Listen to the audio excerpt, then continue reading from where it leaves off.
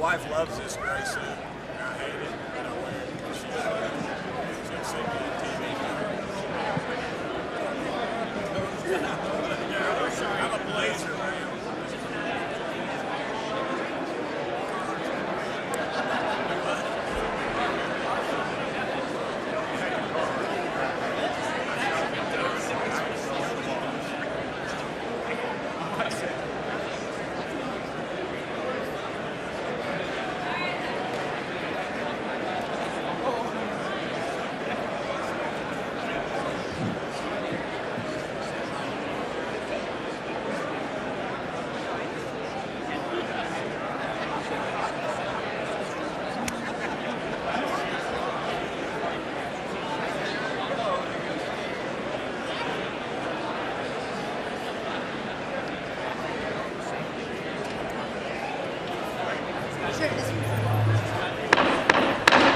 Mr. Speaker, the Chief Justice and Associate Justices of the United States Supreme Court.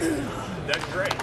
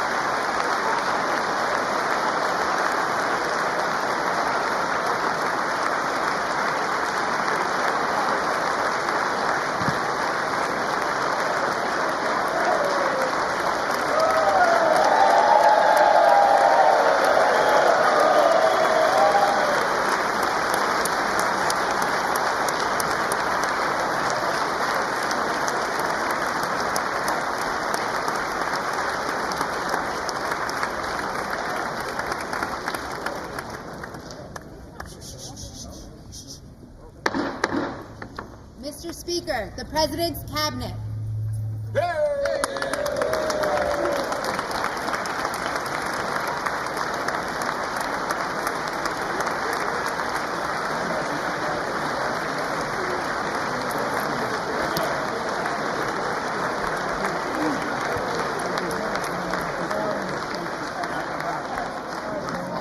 That's true. I should have done way better. There you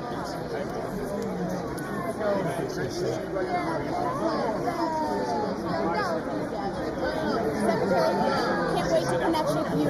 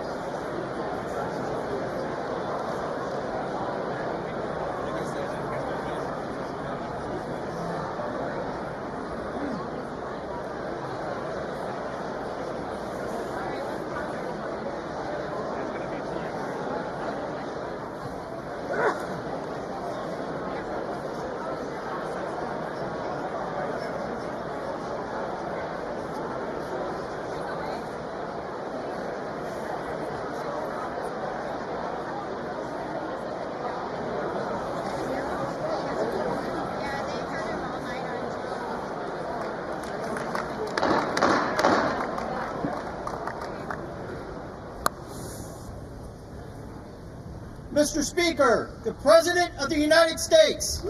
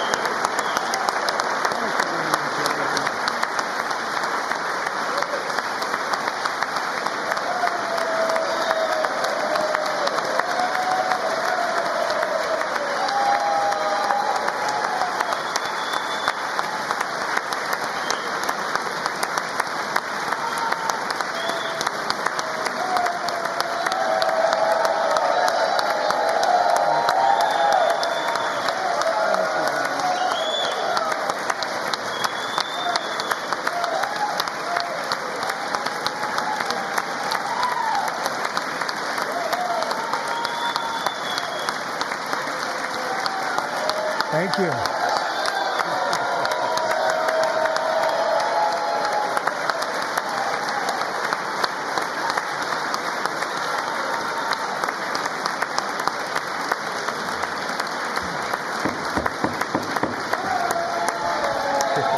Thank you very much.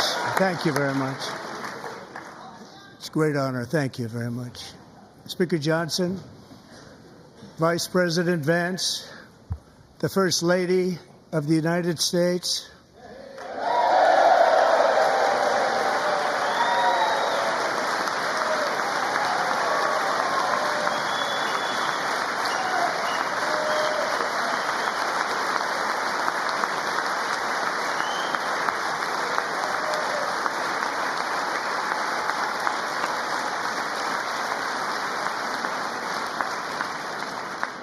members of the United States Congress, thank you very much. And to my fellow citizens, America is back.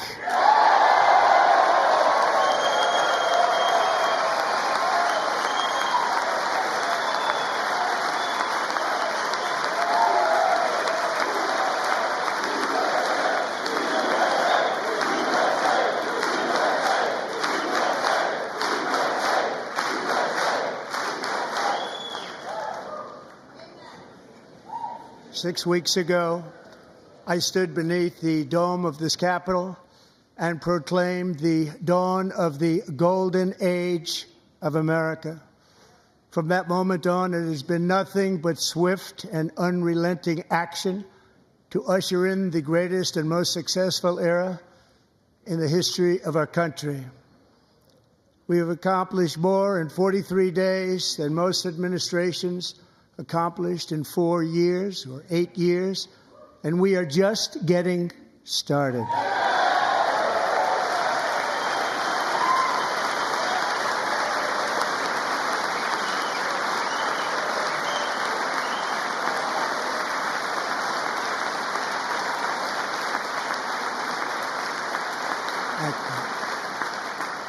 I return to this chamber tonight to report that America's momentum is back, our spirit is back, our pride is back, our confidence is back, and the American dream is surging bigger and better than ever before.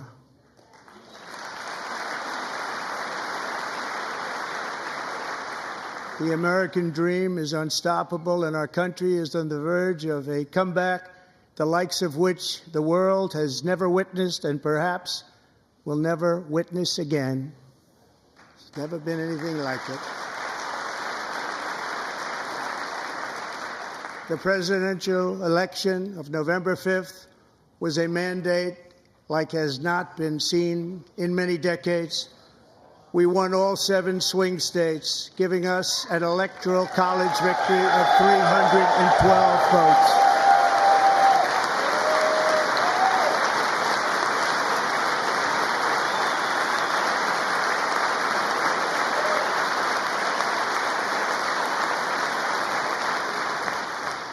We won the popular vote by big numbers and won counties in our country.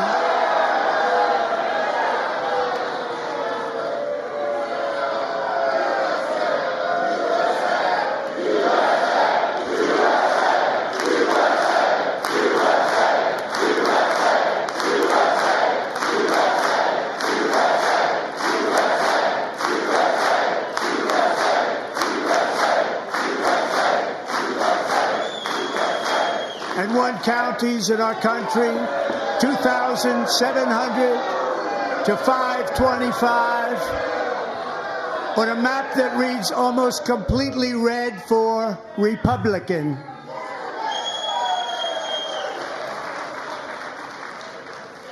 Now, for the first time in modern history, more Americans believe that our country is headed in the right direction than the wrong direction. In fact, it's an astonishing record, 27-point swing, the most ever.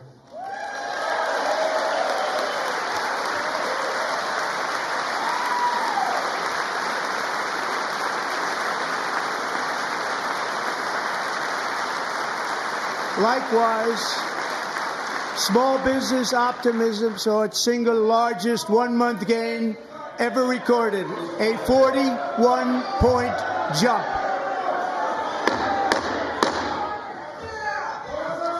Members are directed to uphold and maintain decorum in the House and to cease any further disruptions. That's your warning.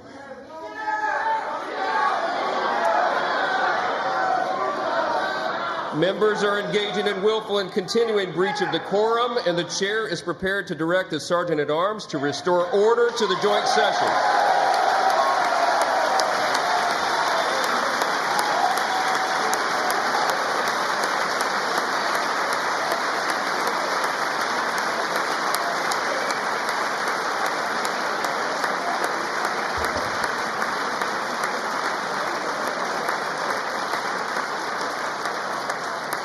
Mr. Green, take your seat. Take your seat, sir. Take your seat. Finding that members continue to engage in willful and concerted disruption of proper decorum, the chair now directs the Sergeant-at-Arms to restore order. Remove this gentleman from the chamber.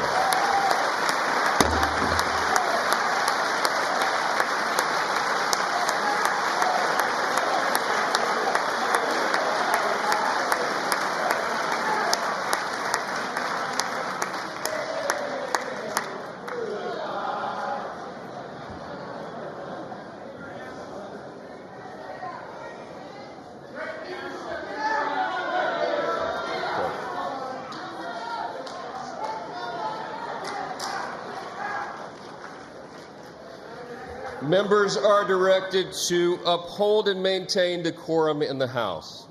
Mr. President, you continue. Thank you. Over the past 6 weeks, I have signed nearly 100 executive orders and taken more than 400 executive actions, a record to restore common sense, safety, optimism, and wealth all across our wonderful land. The people elected me to do the job, and I'm doing it.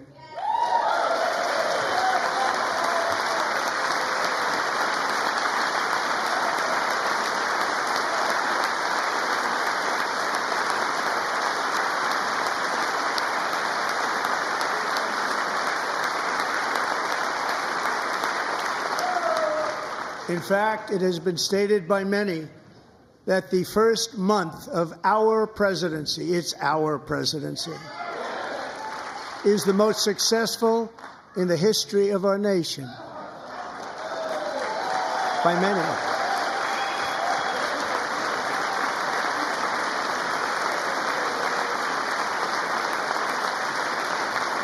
And what makes it even more impressive is that, do you know who number 2 is? George Washington. How about that? How about that? I don't know about that list, but we'll take it. Within hours of taking the oath of office, I declared a national emergency on our southern border, and I deployed the U.S. military and Border Patrol to repel the invasion of our country. And what a job they've done. As a result, illegal border crossings last month were by far the lowest ever recorded, ever.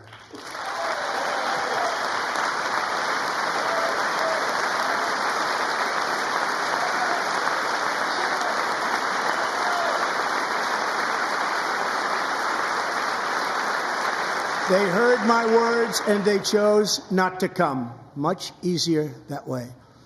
In comparison, under Joe Biden, the worst president in American history, there were hundreds of thousands of illegal crossings a month, and virtually all of them, including murderers, drug dealers, gang members, and people from mental institutions and insane asylums, were released into our country. Who would want to do that? This is my 5th such speech to Congress. And once again, I look at the Democrats in front of me, and I realize there is absolutely nothing I can say to make them happy or to make them stand or smile or applaud. Nothing I can do. I could find a cure to the most devastating disease, a disease that would wipe out entire nations, or announce the answers to the greatest economy in history or the stoppage of crime to the lowest levels ever recorded. And these people sitting right here will not clap, will not stand, and certainly will not cheer for these astronomical achievements. They won't do it, no matter what. Five times I've been up here. It's very sad, and it just shouldn't be this way.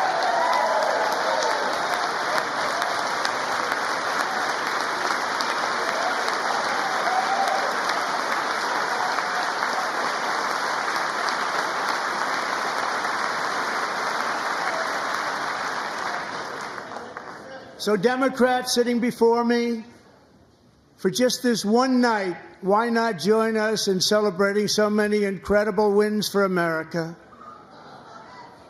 For the good of our nation, let's work together and let's truly make America great again.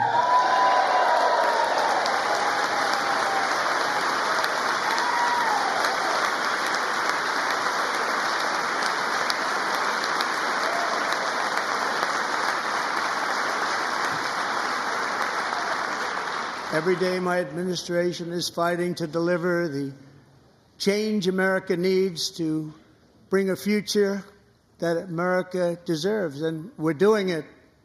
This is a time for big dreams and bold action. Upon taking office, I imposed an immediate freeze on all federal hiring, a freeze on all new federal regulations, and a freeze on all foreign aid.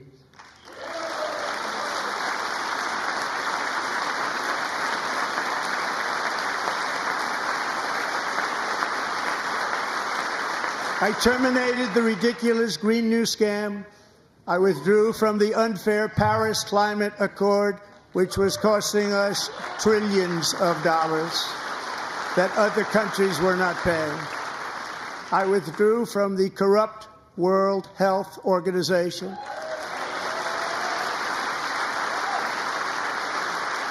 And I also withdrew from the anti-American UN Human Rights Council.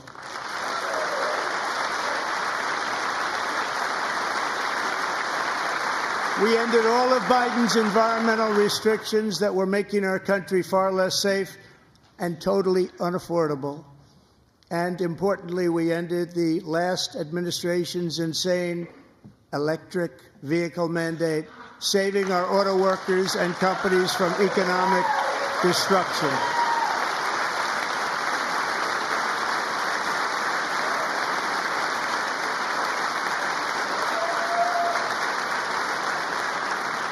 To unshackle our economy, I have directed that for every one new regulation, 10 old regulations must be eliminated, just like I did in my very successful first day.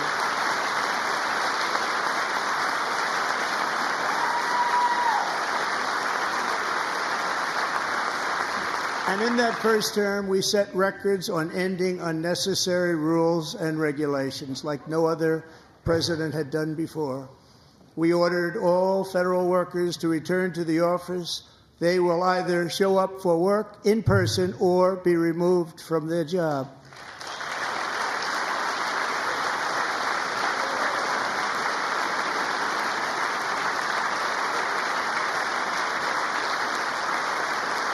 And we have ended weaponized government where, as an example, a sitting president is allowed to viciously prosecute his political opponent, like me.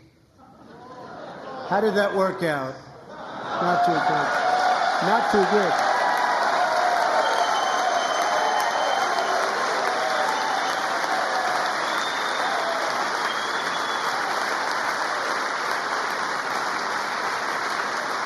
And I have stopped all government censorship and brought back free speech in America. It's back.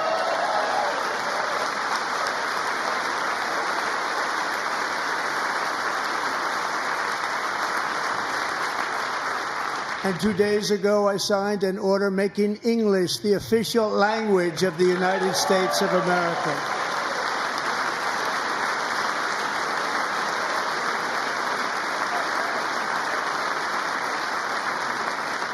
I renamed the Gulf of Mexico the Gulf of America.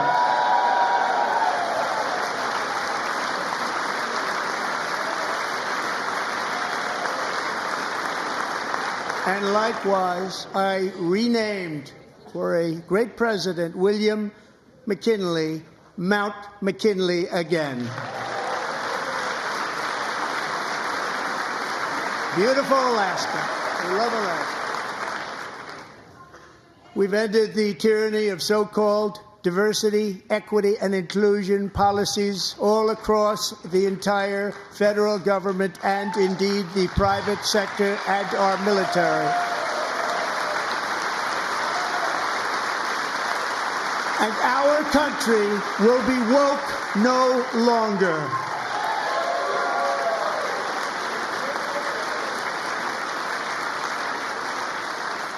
We believe that whether you are a doctor, an accountant, a lawyer, or an air traffic controller, you should be hired and promoted based on skill and competence, not race or gender.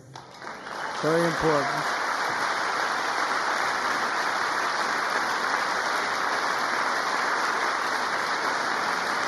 You should be hired based on merit.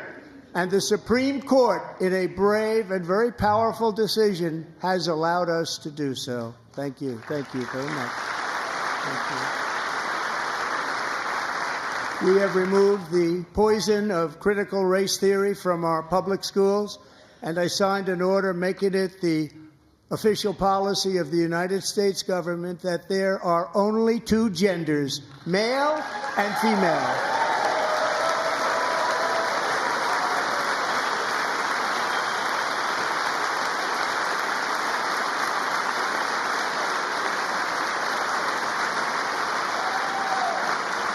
I also signed an executive order to ban men from playing in women's sports.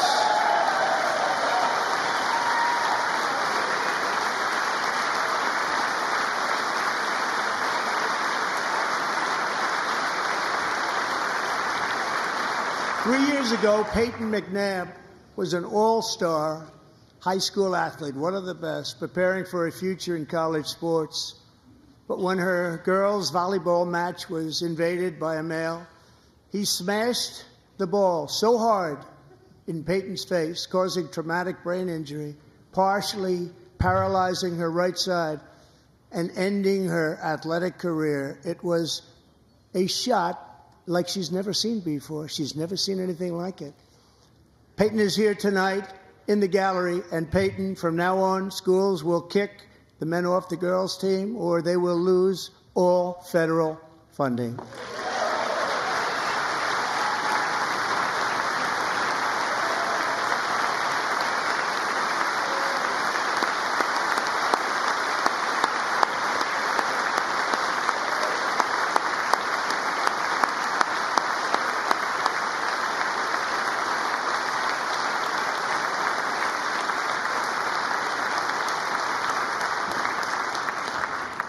And if you really want to see numbers, just take a look at what happened in the women's boxing, weightlifting, track and field, swimming, or cycling, where a male recently finished a long-distance race 5 hours and 14 minutes ahead of a woman for a new record by 5 hours. Broke the record by 5 hours. It's demeaning for women, and it's very bad for our country. We're not going to put up with it any longer.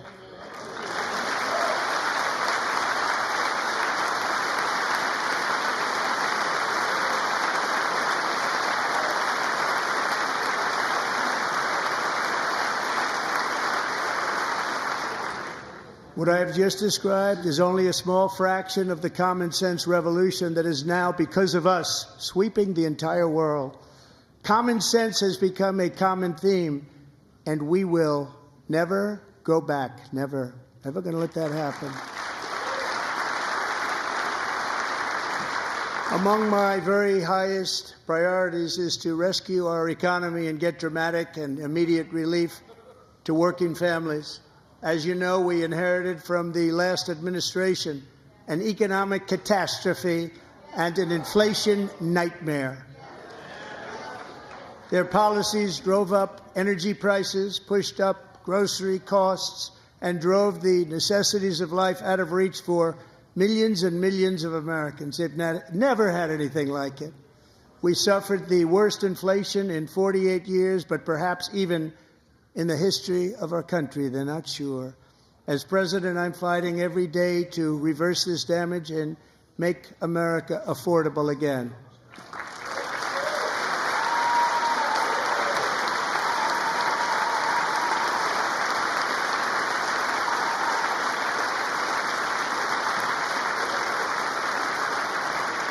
Joe Biden especially let the price of eggs get out of control.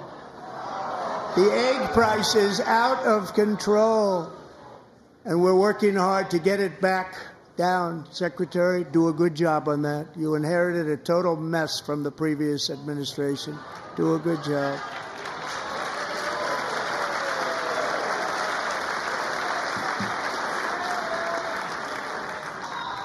A major focus of our fight to defeat inflation is rapidly reducing the cost of energy. The previous administration cut the number of new oil and gas leases by 95%, slowed pipeline construction to a halt, and closed more than 100 power plants. We are opening up many of those power plants right now.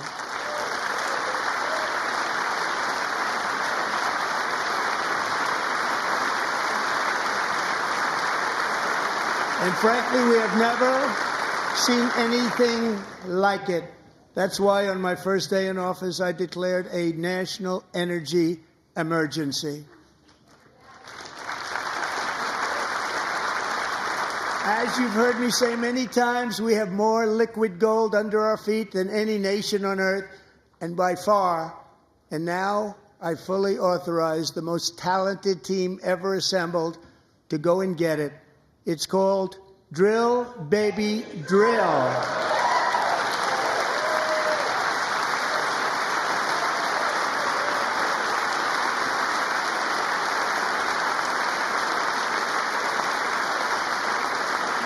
My administration is also working on a gigantic natural gas pipeline in Alaska, among the largest in the world, where Japan, South Korea, and other nations want to be our partner with investments of trillions of dollars each. There's never been anything like that one.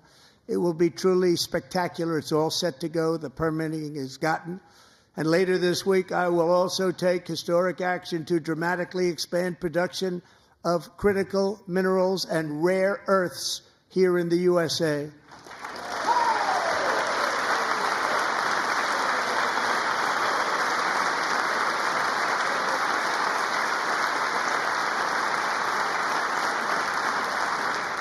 To further combat inflation, we will not only be reducing the cost of energy, but will be ending the flagrant waste of taxpayer dollars.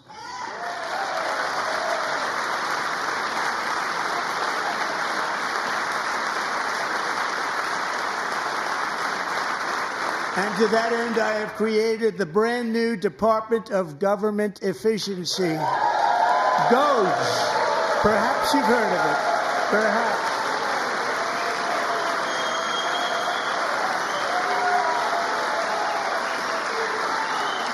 Which is headed by Elon Musk, who is in the gallery tonight.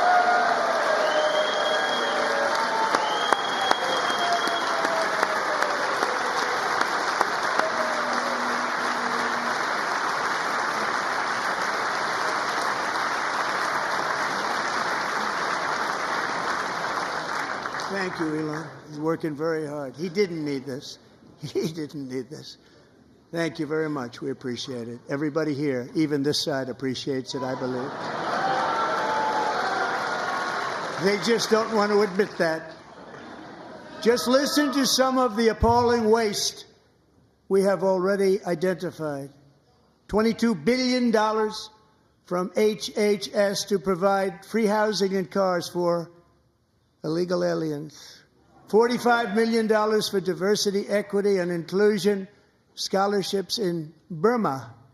$40 million to improve the social and economic inclusion of sedentary migrants. Nobody knows what that is. $8 million to promote LGBTQI+ in the African nation of Lesotho, which nobody has ever heard of. $60 million for indigenous peoples and Afro-Colombian empowerment in Central America. $60 million. $8 million for making mice transgender. This is real. $32 million for a left-wing propaganda operation in Moldova. $10 million for male circumcision in Mozambique. $20 million for the Arab Sesame Street in the Middle East. It's a program. $20 million for a program. $1.9 billion to recently created Decarbonization of Homes Committee, headed up, and we know she's involved. Just at the last moment, the money was passed over by a woman named Stacey Abrams. Have you ever heard of her? A $3.5 million consulting contract for lavish fish monitoring. $1.5 million for voter confidence in Liberia. $14 million for social cohesion in Mali. $59 million for illegal alien hotel rooms in New York City. He's a real estate developer. He's done very well. $250,000 to increase vegan local climate action innovation in Zambia. $42 million for social and behavior change in Uganda. $14 million for improving public procurement in Serbia. $47 million for improving learning outcomes in Asia. Asia's doing very well with learning. I don't know what we're doing. We should use it ourselves. And $101 million for DEI contracts at the Department of Education. The most ever paid, nothing even like it. Under the Trump administration, all of these scams, and they're far worse, but I didn't think it was appropriate to talk about them. They're so bad. Many more have been found out and exposed and swiftly terminated by a group of very intelligent, mostly young people, headed up by Elon, and we appreciate it. We found hundreds of billions of dollars of fraud.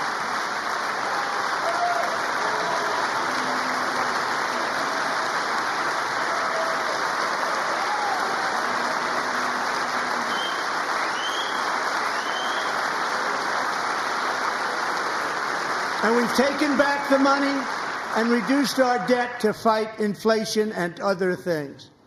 Taken back a lot of that money. We got it just in time. This is just the beginning.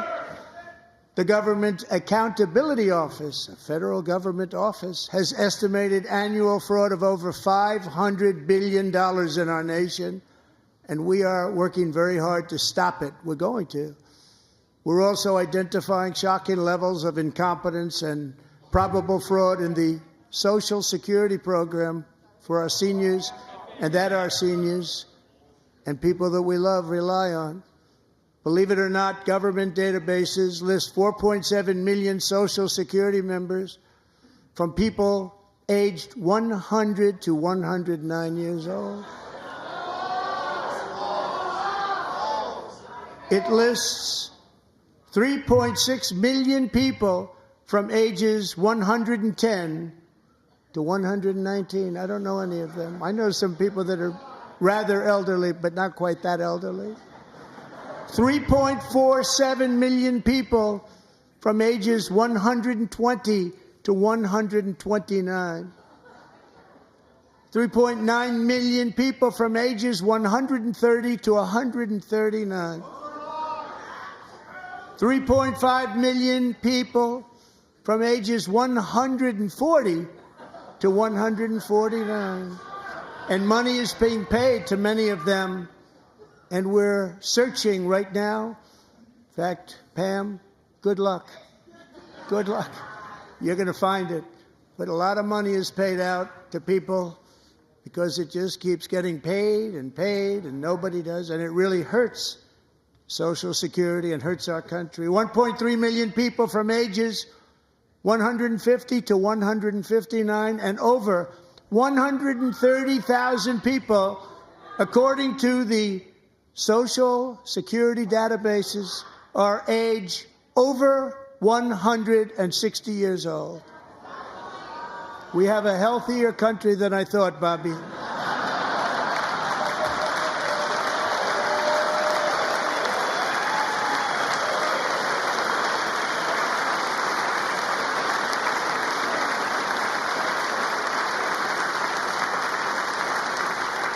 Including, to finish, 1,039 people between the ages of 220 and 229, one person between the age of 240 and 249, and one person is listed at 360 years of age.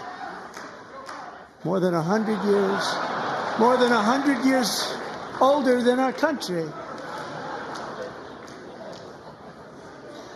But we're going to find out where that money's going, and it's not going to be pretty. By slashing all of the fraud, waste, and theft we can find, we will defeat inflation, bring down mortgage rates, lower car payments and grocery prices, protect our seniors, and put more money in the pockets of American families.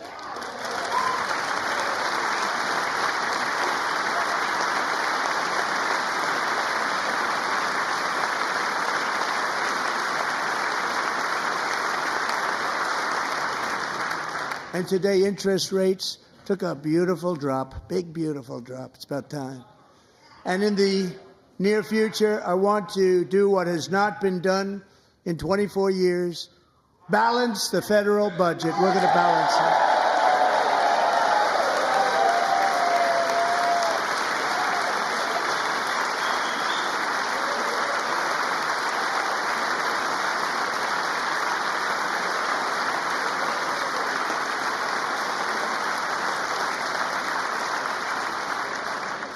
With that goal in mind, we have developed in great detail what we are calling the Gold Card, which goes on sale very, very soon.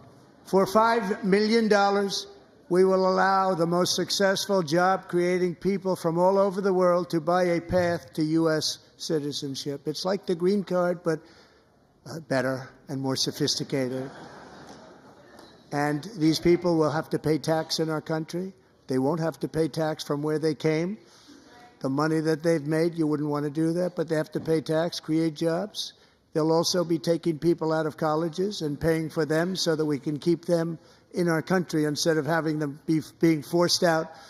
Number one, at the top school, as an example, being forced out and not being allowed to stay and create tremendous numbers of jobs and great success for a company out there. So while we take out the criminals, killers, traffickers, and child predators who are allowed to enter our country under the open border policy of these people, the Democrats, the Biden administration, the open border insane policies that you've allowed to destroy our country, we will now bring in brilliant, hardworking, job-creating people.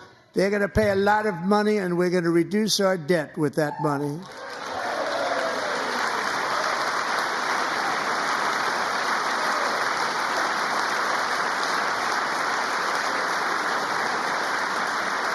Americans have given us a mandate for bold and profound change.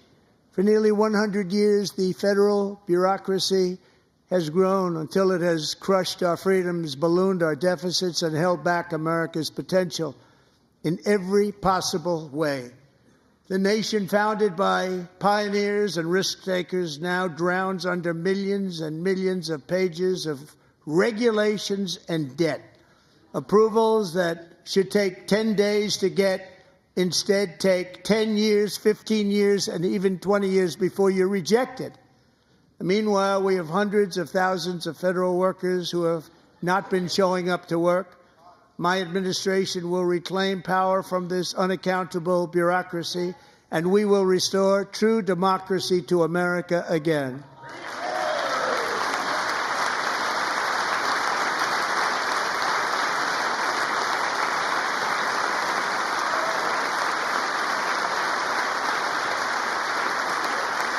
any federal bureaucrat who resists this change will be removed from office immediately. Because we are draining the swamp. It's very simple. And the days of rule by unelected bureaucrats are over.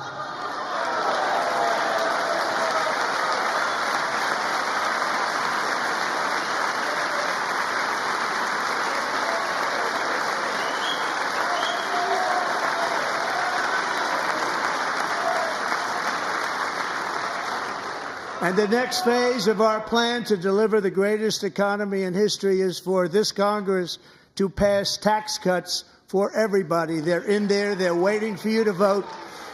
And I'm sure that the people on my right, I don't mean the Republican right, but my right here, I'm sure you're going to vote for those tax cuts, because otherwise I don't believe the people will ever vote you into office. So I'm doing you a big favor by telling you that. But I know this group is going to be voting for the tax.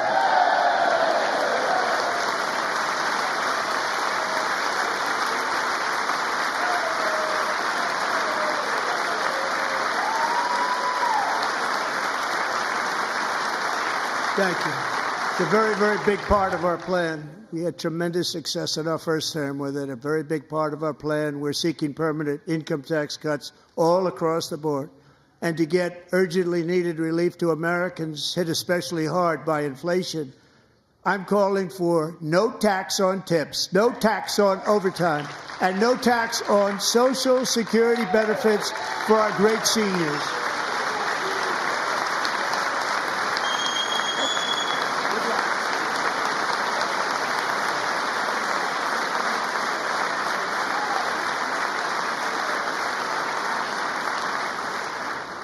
And I also want to make interest payments on car loans tax deductible, but only if the car is made in America.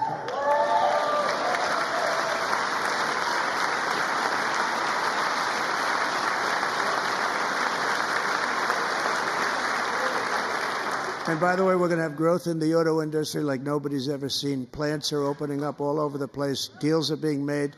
Never seen. That's a combination of the election win and tariffs.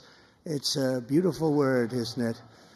That, along with our other policies, will allow our auto industry to absolutely boom. It's going to boom.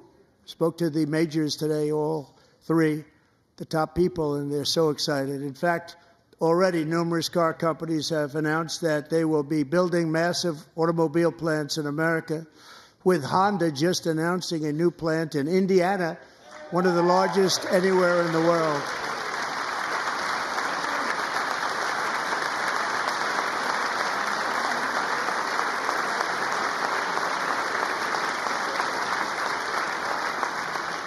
And this has taken place since our great victory on November 5th, a date which will hopefully go down as one of the most important in the history of our country.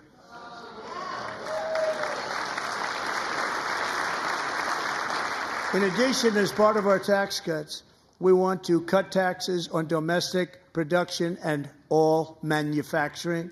And just as we did before, we will provide 100% expensing. It will be retroactive to January 20th, 2025.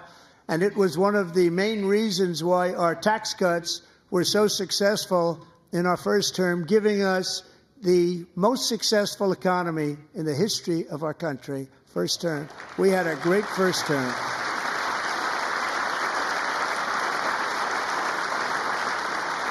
If you don't make your product in America, however, under the Trump administration, you will pay a tariff, and in some cases, a rather large one. Other countries have used tariffs against us for decades, and now it's our turn to start using them against those other countries. On average, the European Union, China, Brazil, India, Mexico, and Canada, have you heard of them? And countless other nations charge us tremendously higher tariffs than we charge them. It's very unfair. India charges us auto tariffs higher than 100%. China's average tariff on our products is twice what we charge them. And South Korea's average tariff is 4 times higher. Think of that, 4 times higher. And we give so much help militarily and in so many other ways to South Korea. But that's what happens. This is happening by friend and foe. This system is not fair to the United States and never was. And so on April 2nd, I wanted to make it April 1st, but I didn't want to be accused of April Fool's Day. That's not, just one day was cost us a lot of money. Countries, we will tariff them. That's reciprocal, back and forth. Whatever they tax us, we will tax them. If they do non-monetary tariffs to keep us out of their market, then we will do non-monetary barriers to keep them out of our market. There's a lot of that, too. They don't even allow us in their market. We will take in trillions and trillions of dollars and create jobs like we have never seen before. I did it with China and I did it with others, and the Biden administration couldn't do anything about it because there was so much money they couldn't do anything about it. We have been ripped off for decades by nearly every country on earth, and we will not let that happen any longer.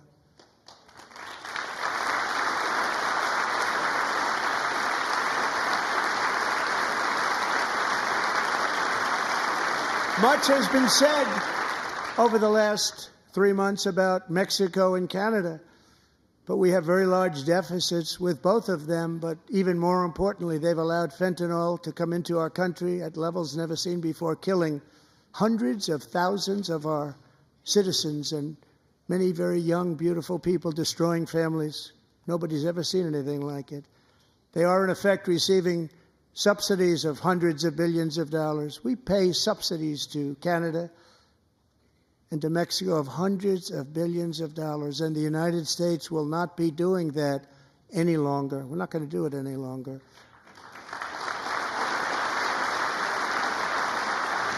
Thanks to our America First policies we're putting into place, we have had $1.7 trillion of new investment in America in just the past few weeks. The combination of the election and our economic policies that people of SoftBank, one of the most brilliant anywhere in the world, announced a $200 billion investment. OpenAI and Oracle, Larry Ellison, announced $500 billion investment, which they wouldn't have done if Kamala had won.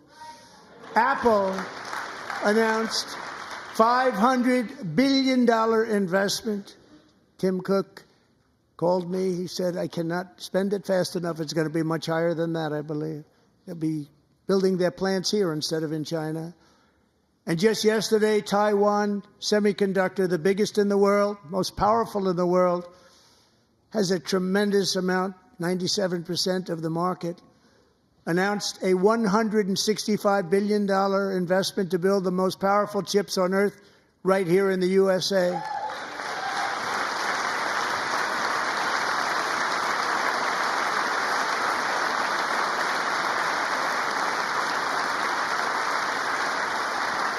And we're not giving them any money. Your CHIPS Act is a horrible, horrible thing. We give hundreds of billions of dollars, and it doesn't mean a thing. They take our money and they don't spend it. All that meant to them, we're giving them no money. All that was important to them was they didn't want to pay the tariffs, so they came and they're building, and many other companies are coming. We don't have to give them money. We just want to protect our businesses and our people. And they will come because they won't have to pay tariffs if they build in America. So it's very amazing. You should get rid of the CHIP Act, and whatever's left over, Mr. Speaker, you should use it to reduce debt or any other reason you want to.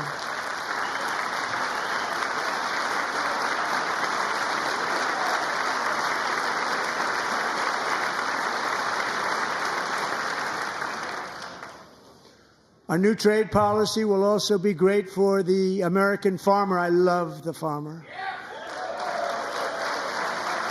who will now be selling into our home market, the USA, because nobody is going to be able to compete with you. Because there's goods that come in from other countries and companies. They're really in a bad position in so many different ways. They're uninspected. They may be very dirty and disgusting, and they come in and they pour in, and they hurt our American farmers. The tariffs will go on agricultural product coming into America, and our farmers, starting on April 2nd, it may be a little bit of an adjustment period. We had that before when I made the deal with China, $50 billion of purchases, and I said, just bear with me, and they did. They did. Probably have to bear with me again, and this will be even better. That was great. The problem with it was that Biden didn't enforce it. He didn't enforce it. $50 billion of purchases, and we were doing great, but Biden did not enforce it, and it hurt our farmers. But our farmers are going to have a field day right now. So to our farmers, have a lot of fun. I love you too. I love you too. It's all going to happen.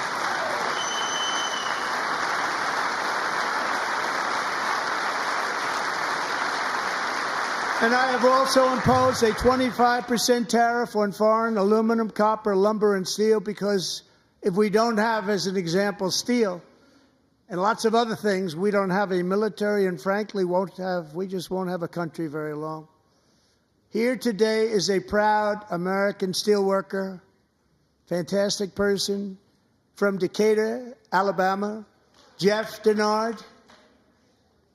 Has been working at the same steel plant for 27 years in a job that has allowed him to serve as the captain of his local volunteer fire department, raise 7 children with his beautiful wife, Nicole, and over the years provide a loving home for more than 40 foster children. So great, Jeff.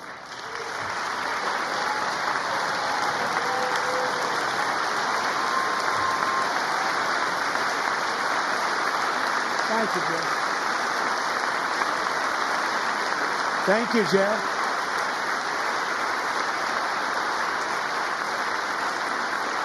Stories like Jeff's remind us that tariffs are not just about protecting American jobs. They're about protecting the soul of our country. Tariffs are about making America rich again and making America great again, and it's happening, and it will happen rather quickly. There'll be a little disturbance, but we're okay with that. It won't be much. No, you're not. Oh. And look where Biden took us, very low, the lowest we've ever been. Jeff, I want to thank you very much. And I also want to recognize another person who has devoted herself to foster care community. She works so hard on it. A very loving person, our magnificent First Lady of the United States.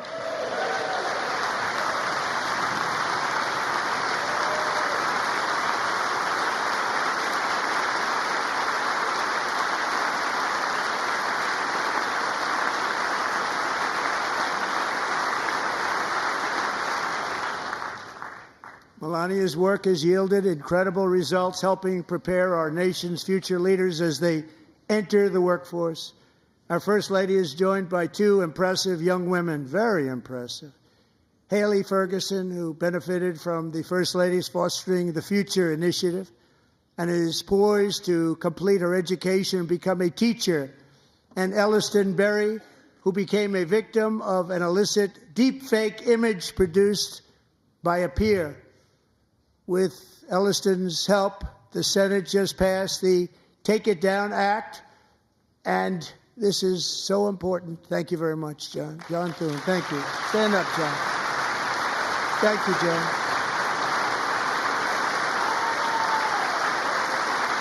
Thank you all very much.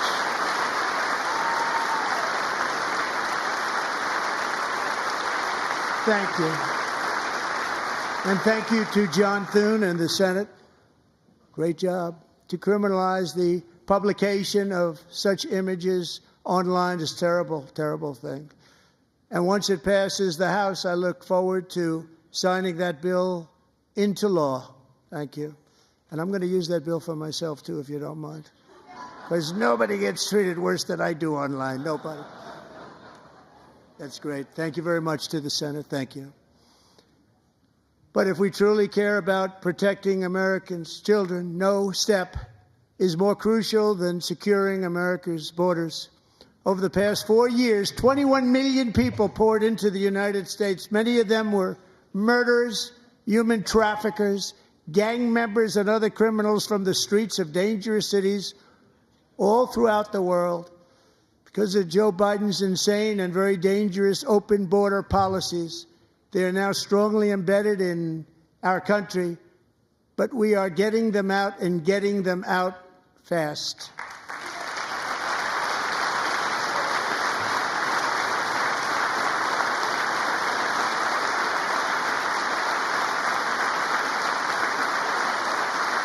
And I want to thank Tom Homan and Christy. I want to thank you and Paul of Border Patrol. I want to thank you. What a job they've all done. Everybody, Border Patrol, ICE, law enforcement in general is incredible. We have to take care of our law enforcement. Have to.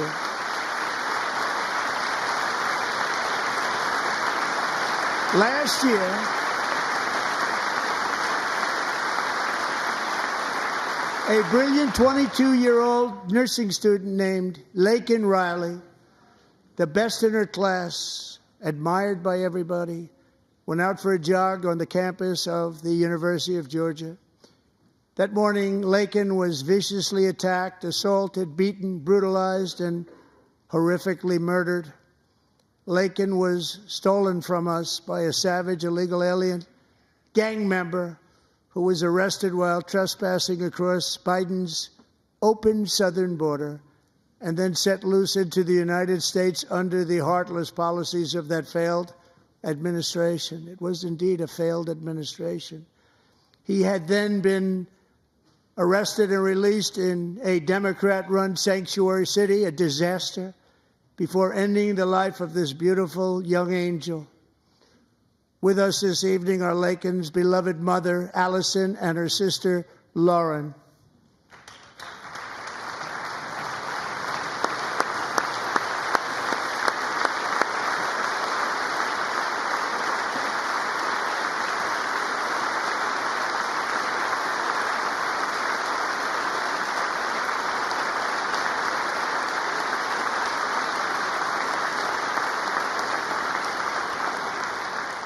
Last year, I told Laken's grieving parents that we would ensure their daughter would not have died in vain.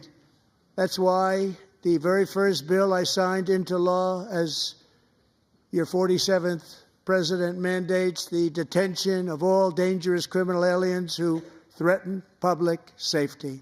It's a very strong, powerful act.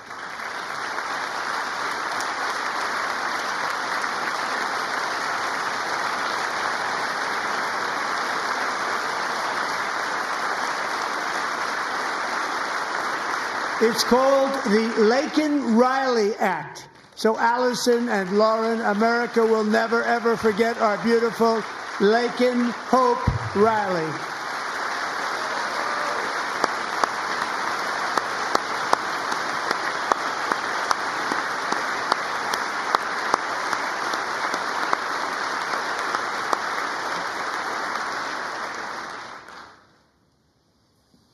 Thank you very much.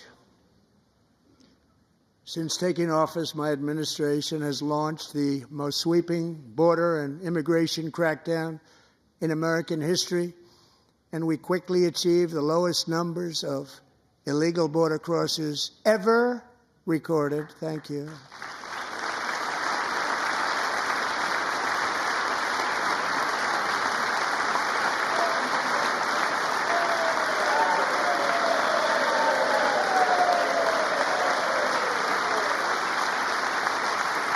The media and our friends in the Democrat Party kept saying we needed new legislation. We must have legislation to secure the border. But it turned out that all we really needed was a new president.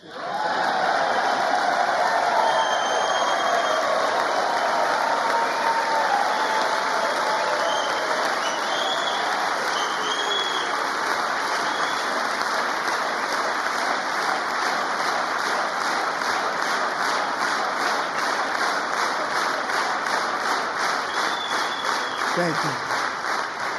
Joe Biden didn't just open our borders, he flew illegal aliens over them to overwhelm our schools, hospitals, and communities throughout the country. Entire towns like Aurora, Colorado, and Springfield, Ohio, buckled under the weight of the migrant occupation and corruption like nobody's ever seen before. Beautiful towns destroyed. Now, just as I promised in my inaugural address, we are achieving the great liberation of America.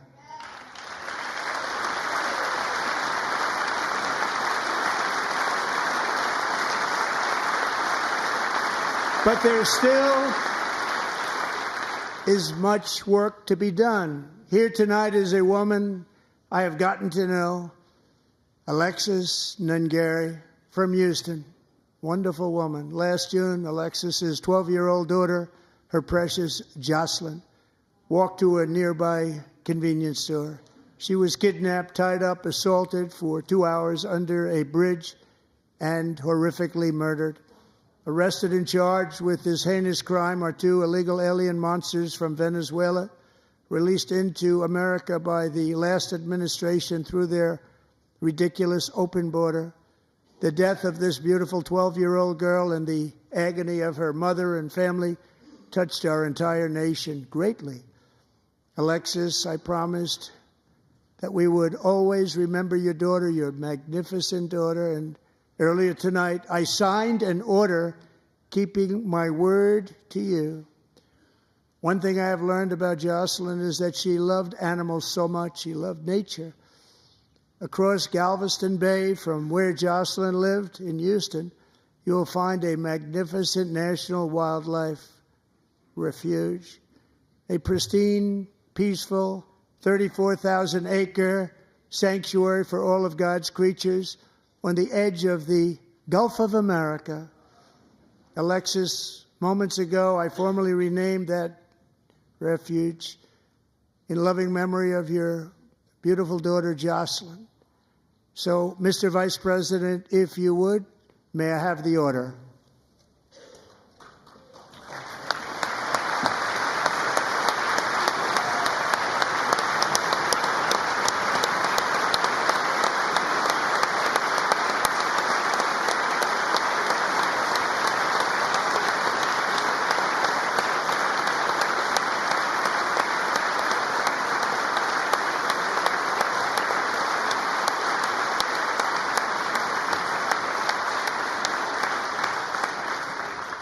Thank you very much.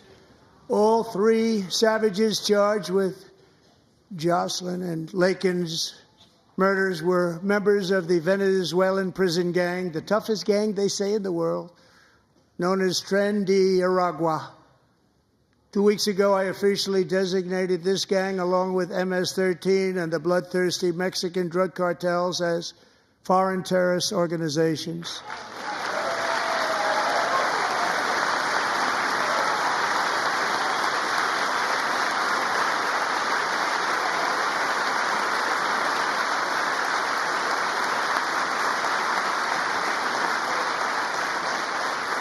They are now officially in the same category as ISIS, and that's not good for them. Countless thousands of these terrorists were welcomed into the U.S. by the Biden administration. But now every last one will be rounded up and forcibly removed from our country, or, if they're too dangerous, put in jails, standing trial in this country, because we don't want them to come back ever. With us this evening is a warrior on the front lines of that battle, Border Patrol Agent Roberto Ortiz. Great guy.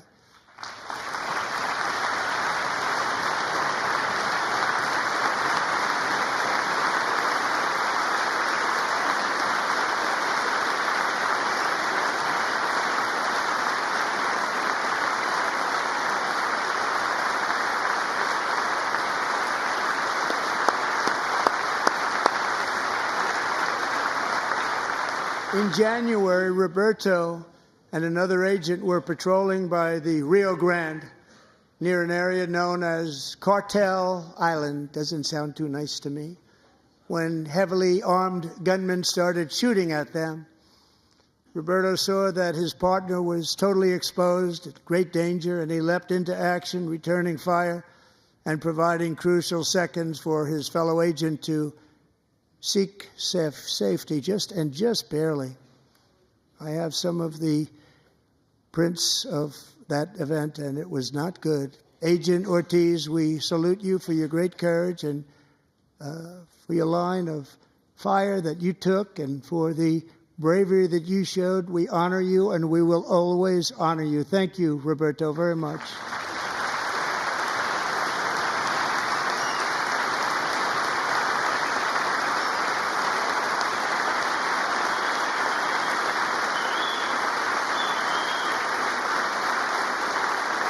Thank you, Roberto.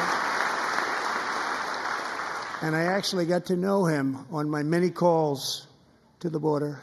He's a great gentleman. The territory to the immediate south of our border is now dominated entirely by criminal cartels that murder, rape, torture, and exercise total control. They have total control over a whole nation, posing a grave threat to our national security. The cartels are waging war in America, and it's time for America to wage war on the cartels, which we are doing.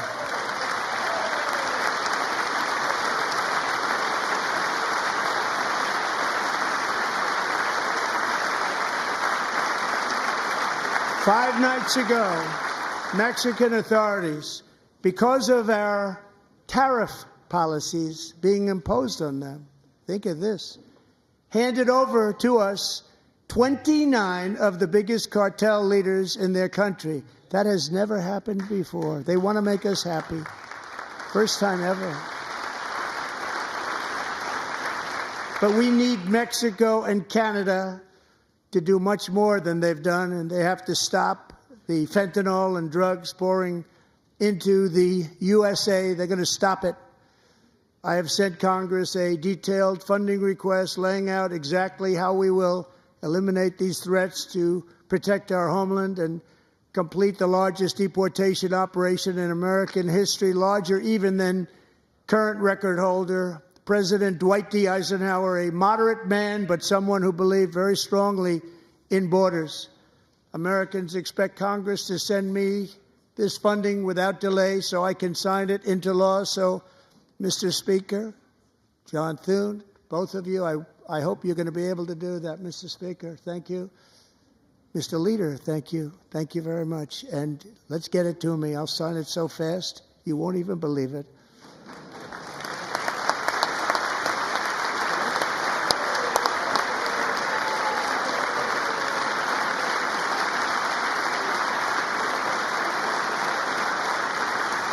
And as we reclaim our sovereignty, we must also bring back law and order to our cities and towns.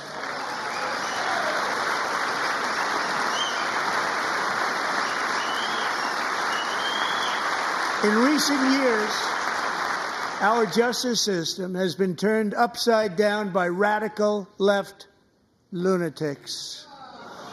Many jurisdictions virtually ceased enforcing the law against dangerous repeat offenders while weaponizing law enforcement against political opponents like me. My administration has acted swiftly and decisively to restore fair, equal, and impartial justice under the constitutional rule of law, starting at the FBI and the DOJ. Pam, good luck. Cash, wherever you may be, good luck. Good luck. Pam Bondi. Good luck.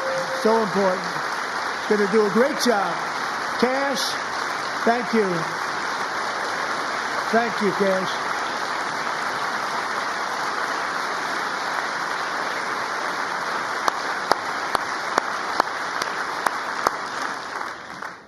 They've already started very strong. They're going to do a fantastic job. You're going to be very proud of them. We're also once again giving our police officers the support, protection, and respect they so dearly deserve. They have to get it. They have such a hard, dangerous job, but we're going to make it less dangerous. The problem is the bad guys don't respect the law, but they're starting to respect it, and they soon will respect it. This also includes our great fire departments throughout the country. Our firemen and women are unbelievable people, and we'll never forget them. And besides that, they voted for me in record numbers, so I have no choice.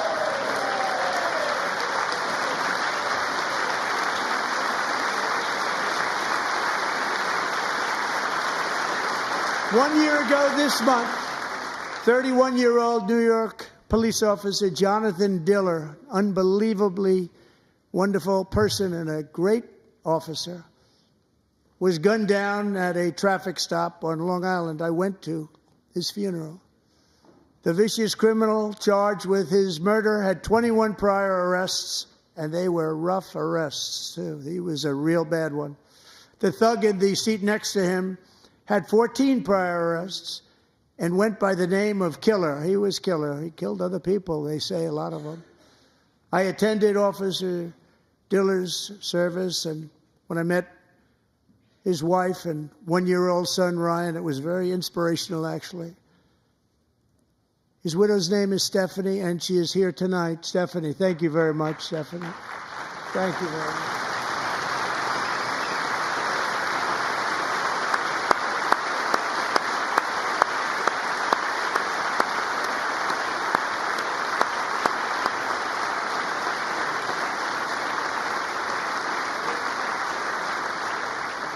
Stephanie, we're going to make sure that Ryan knows his dad was a true hero, New York's finest, and we're going to get these cold-blooded killers and repeat offenders off our streets, and we're going to do it fast.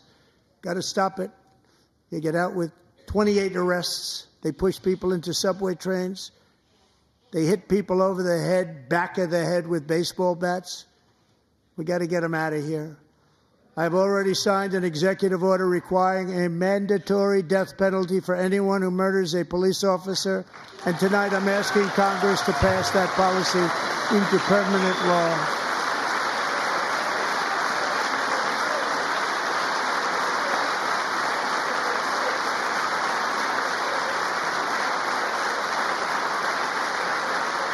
I'm also asking for a new crime bill getting tough on repeat offenders while enhancing protections for America's police officers so they can do their jobs without fear of their lives being totally destroyed. They don't want to be killed. We're not going to let them be killed. Joining us in the gallery tonight is a young man who truly loves our police.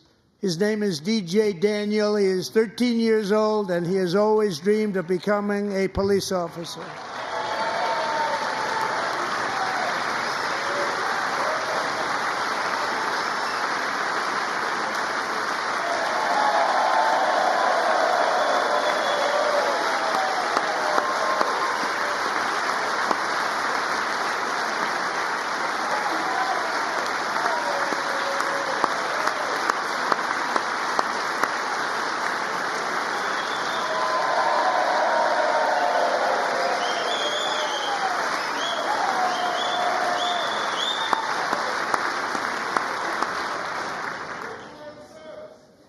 But in 2018, DJ was diagnosed with brain cancer. The doctors gave him 5 months at most to live. That was more than 6 years ago.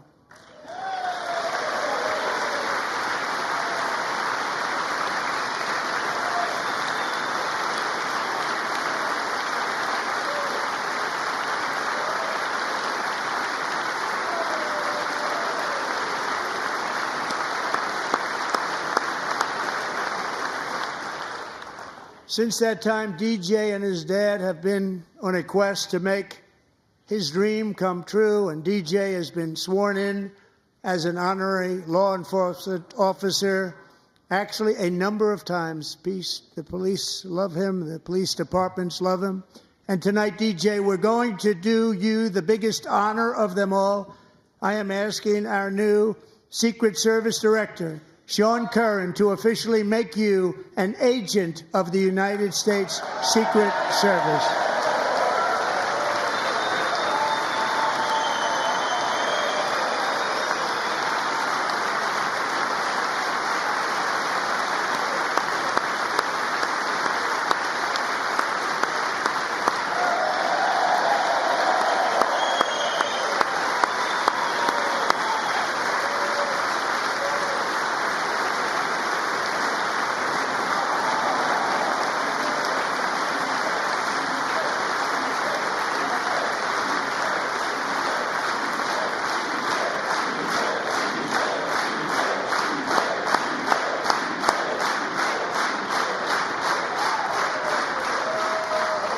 Thank you, DJ. DJ's doctors believe his cancer likely came from a chemical he was exposed to when he was younger. Since 1975, rates of child cancer have increased by more than 40%. Reversing this trend is one of the top priorities for our new presidential commission to make America healthy again, chaired by our new Secretary of Health and Human Services, Robert F. Kennedy, Jr.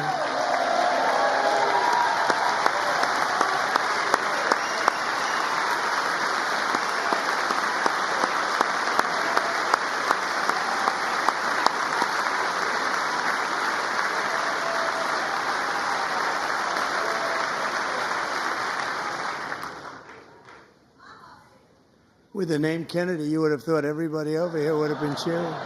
How quickly they forget. Our goal is to get toxins out of our environment, poisons out of our food supply, and keep our children healthy and strong. As an example, not long ago, and you can't even believe these numbers, 1 in 10,000 children had autism, 1 in 10,000. And now it's 1 in 36. There's something wrong. 1 in 36. Think of that. So we're going to find out what it is, and there's nobody better than Bobby and all of the people that are working with you. You have the best to figure out what is going on. Okay, Bobby? Good luck. It's a very important job. Thank you.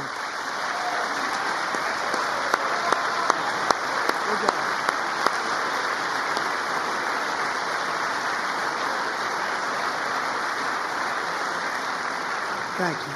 My administration is also working to protect our children from toxic ideologies in our schools.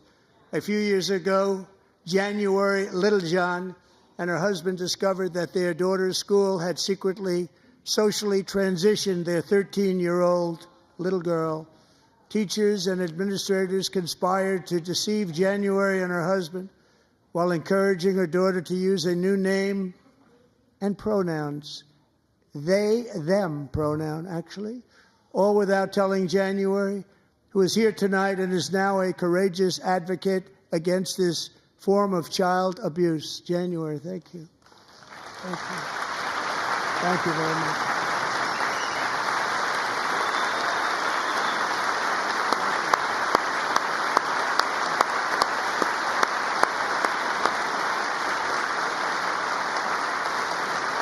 Thank you.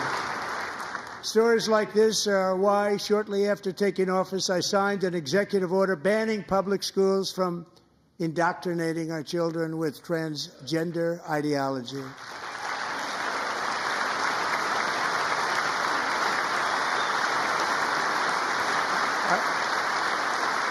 I also signed an order to cut off all taxpayer funding to any institution that engages in the sexual mutilation of our youth.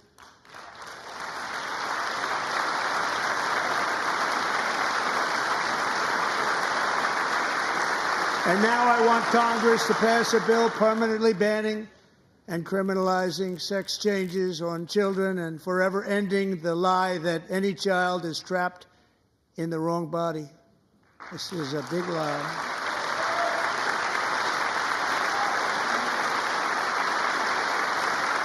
And our message to every child in America is that you are perfect exactly the way God made you.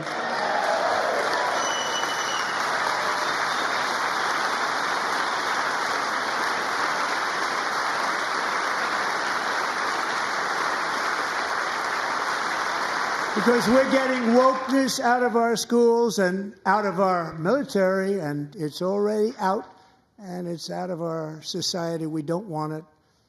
Wokeness is trouble. Wokeness is bad. It's gone. It's gone. And we feel so much better for it, don't we? Don't we feel better? Our service members won't be activists and ideologues. They will be fighters and warriors. They will fight for our country. And Pete, congratulations. Secretary of Defense, congratulations.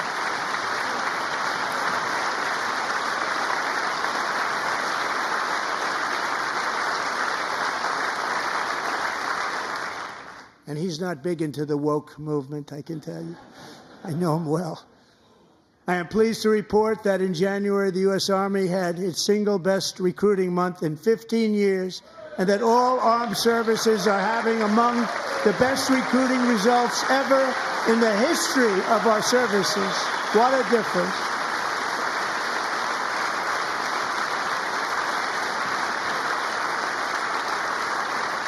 And you know, it was just a few months ago where the results were exactly the opposite. We couldn't recruit anywhere. We couldn't recruit. Now we're having the best results just about that we've ever had. What a tremendous turnaround. It's really a beautiful thing to see. People love our country again. It's very simple. They love our country, and they love being in our military again. So it's a great thing, and thank you very much. Great job. Thank you.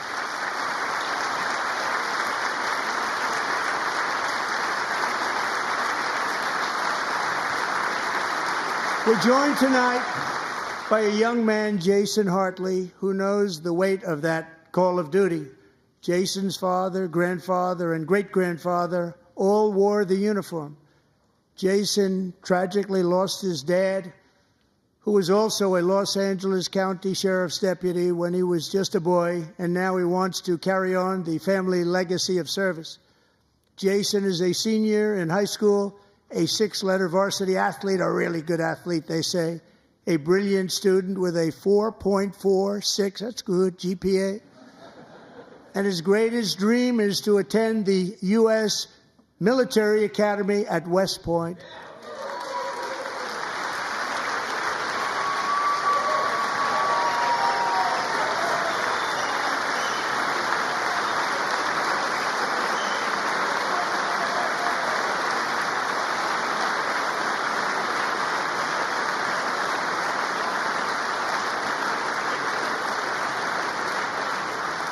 And Jason, that's a very big deal getting in. That's a hard one to get into. But I'm pleased to inform you that your application has been accepted. You will soon be joining the Corps of Cadets.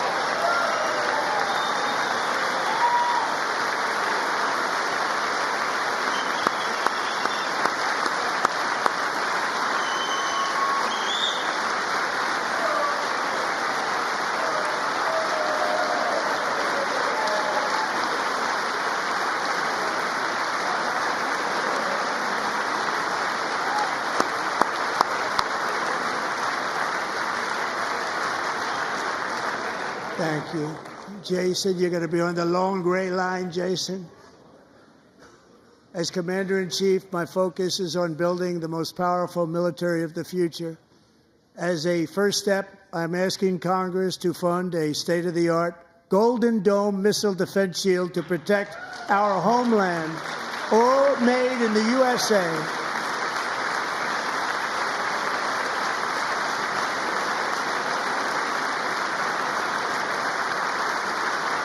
And Ronald Reagan wanted to do it long ago, but the technology just wasn't there, not even close. But now we have the technology. It's incredible, actually.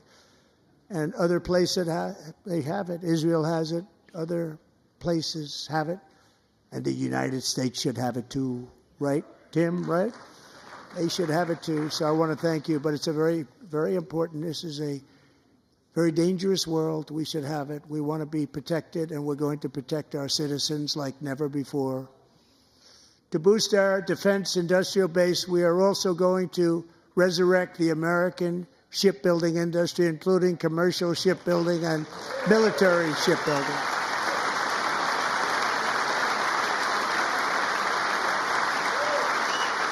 And for that purpose, I am announcing tonight that we will create a new Office of Shipbuilding in the White House and offer special tax incentives to bring this industry home to America where it belongs. We used to make so many ships.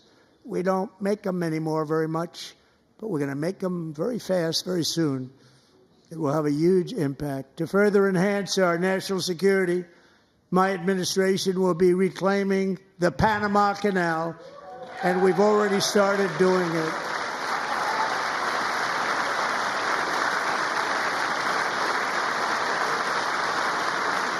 Just today, a large American company announced they are buying both ports around the Panama Canal and lots of other things having to do with the Panama Canal and a couple of other canals.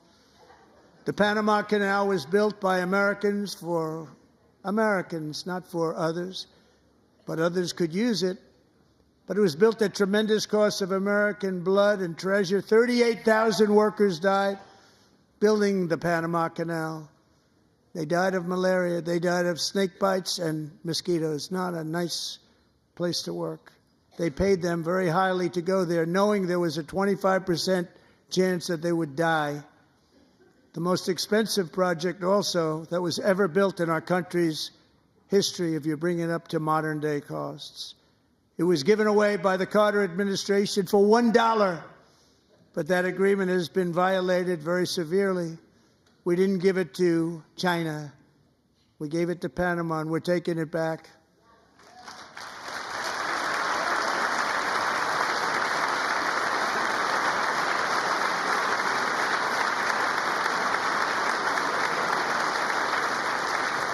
And we have Marco Rubio in charge. Good luck, Marco.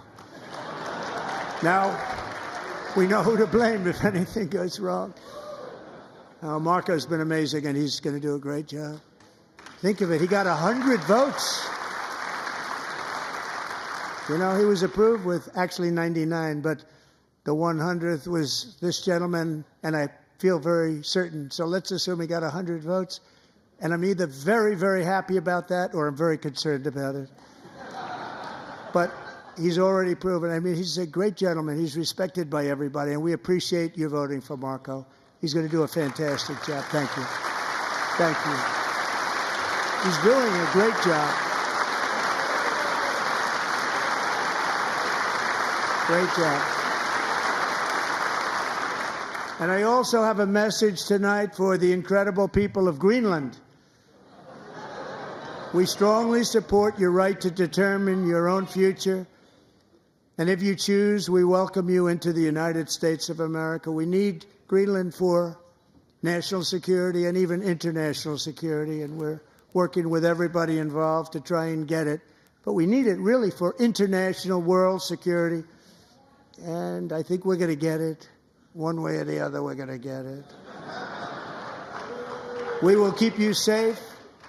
We will make you rich, and together we will take Greenland to heights like you have never thought possible before. It's a very small population, but very, very large piece of land and very, very important for military security. America is once again standing strong against the forces of radical Islamic terrorism. 3.5 years ago, ISIS terrorists killed 13 American service members and countless others in the Abbey Gate bombing during the disastrous and incompetent withdrawal from Afghanistan. Not that they were withdrawing, it was the way they withdrew. Perhaps the most embarrassing moment in the history of our country.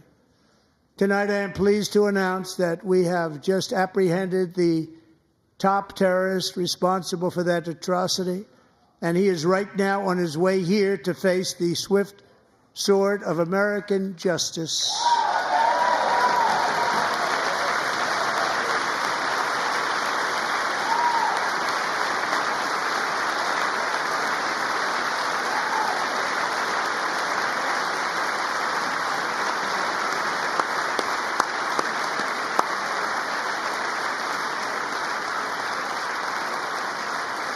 And I want to thank especially the government of Pakistan for helping arrest this monster. This was a very momentous day for those 13 families who I actually got to know very well, most of them, whose children were murdered, and the many people that were so badly, over 42 people, so badly injured on that fateful day in Afghanistan. What a horrible day. Such incompetence was shown. That when Putin saw what happened, I guess he said, wow, maybe this is my chance. That's how bad it was.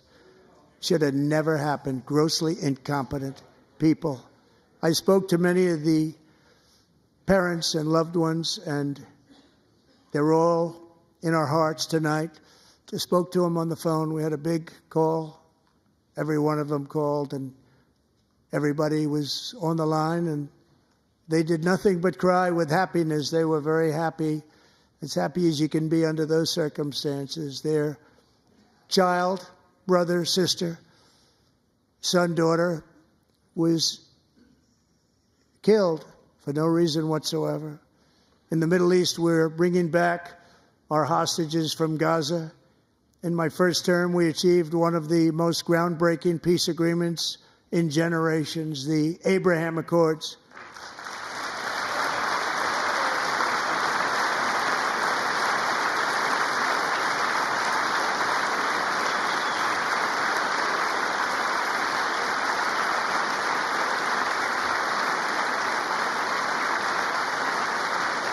And now we're going to build on that foundation to create a more peaceful and prosperous future for the entire region. A lot of things are happening in the Middle East. People have been talking about that so much lately with everything going on with Ukraine and Russia.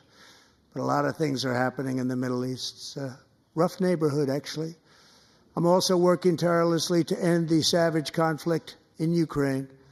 Millions of Ukrainians and Russians have been needlessly killed or wounded in this horrific and brutal conflict with no end in sight. The United States has sent hundreds of billions of dollars to support Ukraine's defense with no security, with no anything.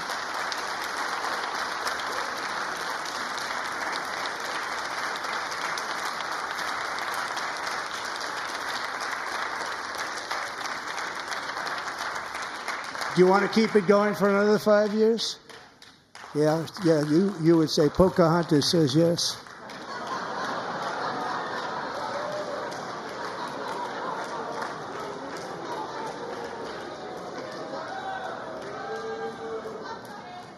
$2,000 people are being killed every single week. More than that. They're Russian young people. They're Ukrainian young people. They're not Americans. But I want it to stop. Meanwhile, Europe has sadly spent more money buying Russian oil and gas than they have spent on defending Ukraine, by far. Think of that. They've spent more buying Russian oil and gas than they have defending. And we've spent perhaps $350 billion, like taking candy from a baby. That's what happened. And they've spent $100 billion. What a difference that is. And we have an ocean separating us, and they don't. But we're getting along very well with them, and lots of good things are happening. Biden has authorized more money in this fight than Europe has spent, by billions and billions of dollars. It's hard to believe that they wouldn't have stopped it and said at some point, come on, let's equalize. You got to be equal to us. But that didn't happen. Earlier today, I received an important letter from President Zelensky of Ukraine. The letter reads, Ukraine is ready to come to the negotiating table as soon as possible to bring lasting peace closer. Nobody wants peace more than the Ukrainians, he said. My team and I stand ready to work under President Trump's strong leadership to get a peace that lasts. We do really value how much America has done to help Ukraine maintain its sovereignty and independence. Regarding the agreement on minerals and security, Ukraine is ready to sign it at any time that is convenient for you. I appreciate that he sent this letter, just got it a little while ago. Simultaneously, we've had serious discussions with Russia and have received strong signals that they are ready for peace. Wouldn't that be beautiful? Wouldn't that be beautiful?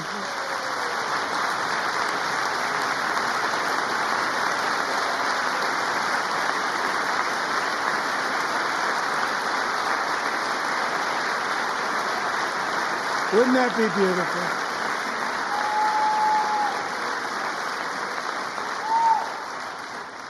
It's time to stop this madness. It's time to halt the killing. It's time to end this senseless war. If you want to end wars, you have to talk to both sides. Nearly 4 years ago, amid rising tensions, a history teacher named Mark Fogel was detained in Russia and sentenced to 14 years in a penal colony. Rough stuff. The previous administration barely lifted a finger to help him. They knew he was innocent, but they had no idea where to begin. But last summer, I promised his 95-year-old mother, Malphine, that we would bring her boy safely back home. After 22 days in office, I did just that, and they are here tonight.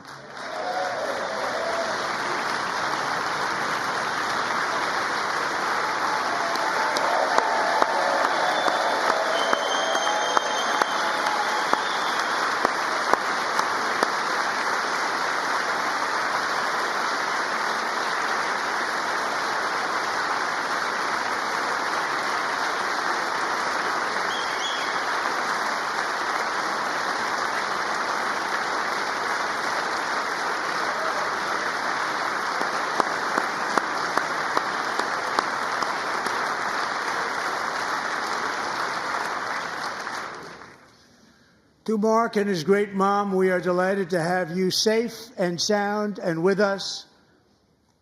As fate would have it, Mark Fogel was born in a small rural town in Butler, Pennsylvania. Have you heard of it? Where his mother has lived for the past 78 years. I just happened to go there last July 13th for a rally. That was not pleasant.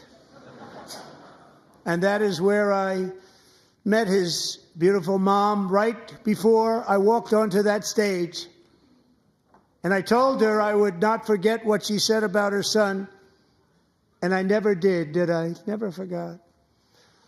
Less than 10 minutes later, at that same rally, gunfire rang out, and a sick and deranged assassin unloaded 8 bullets from his sniper's perch into a crowd of many thousands of people. My life was saved by a fraction of an inch, but some were not so lucky. Corey Comparator was a firefighter, a veteran, a Christian, a husband, a devoted father, and above all, a protector. When the sound of gunshots pierced the air, it was a horrible sound. Corey knew instantly what it was and what to do. He threw himself on top of his wife and daughters and shielded them from the bullets with his own body. Corey was hit really hard. You know the story from there. He sacrificed his life to save theirs. 2 others, very fine people, were also seriously hit. But thankfully, with the help of 2 great country doctors, we thought they were gone, and they were saved. So those doctors had great talent. We're joined by Corey's wife, Helen, who was his high school sweetheart, and their 2 beloved daughters, Allison and Kaylee. Thank you.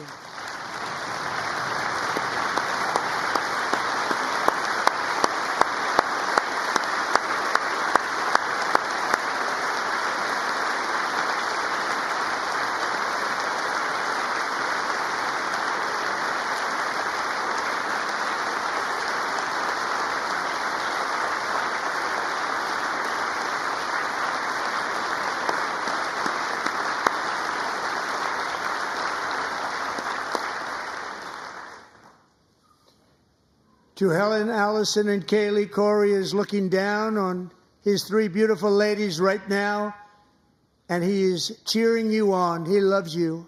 He is cheering you on.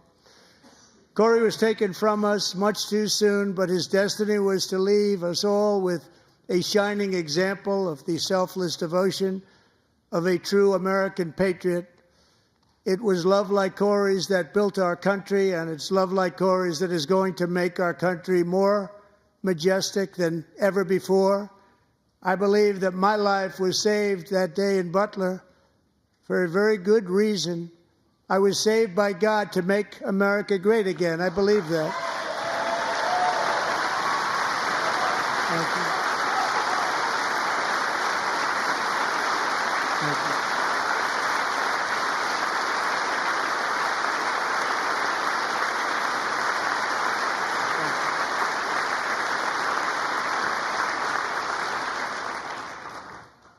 Thank you very much. From the patriots of Lexington and Concord to the heroes of Gettysburg and Normandy, from the warriors who crossed the Delaware to the trailblazers who climbed the Rockies, and from the legends who soared at Kitty Hawk to the astronauts who touched the moon, Americans have always been the people who defied all odds, transcended all dangers, made the most extraordinary sacrifices, and did whatever it took to defend our children, our country, and our freedom.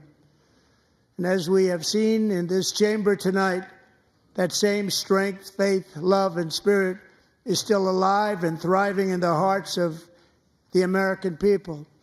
Despite the best efforts of those who would try to censor us, silence us, break us, destroy us, Americans are today a proud, free, sovereign, and independent nation that will always be free, and we will fight for it till death. We will never let anything happen to our beloved country, because we are a country of doers, dreamers, fighters, and survivors. Our ancestors crossed a vast ocean, strode into the unknown wilderness, and carved their fortunes from the rock and soil of a perilous and very dangerous frontier. They chased our destiny across a boundless continent. They built the railroads, laid the highways, and graced the world with American marvels like the Empire State Building, the mighty Hoover Dam, and the towering Golden Gate Bridge. They lit the world with electricity, broke free of the force of gravity, fired up the engines of American industry, vanquished the communists, fascists, and Marxists all over the world, and gave us countless modern wonders sculptured out of iron, glass, and steel. We stand on the shoulders of these pioneers who won and built the modern age, these workers who poured their sweat into the skylines of our cities, these warriors who shed their blood on fields of battle and gave everything they had for our rights and for our freedom. Now it is our time to take up the righteous cause of American liberty. And it is our turn to take America's destiny into our own hands and begin the most thrilling days in the history of our country. This will be our greatest era. With God's help, over the next 4 years, we are going to lead this nation even higher, and we are going to forge the freest, most advanced, most dynamic, and most dominant civilization ever to exist on the face of this earth.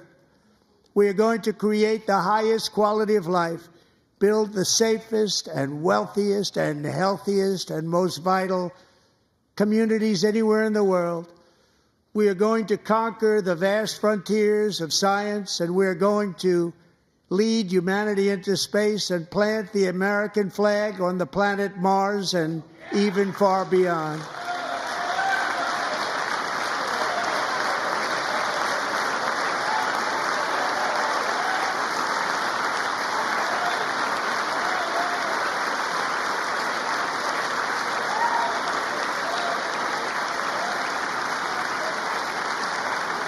And through it all, we are going to rediscover the unstoppable power of the American spirit. And we are going to renew unlimited promise of the American dream. Every single day, we will stand up and we will fight, fight, fight for the country our citizens believe in and for the country our people deserve.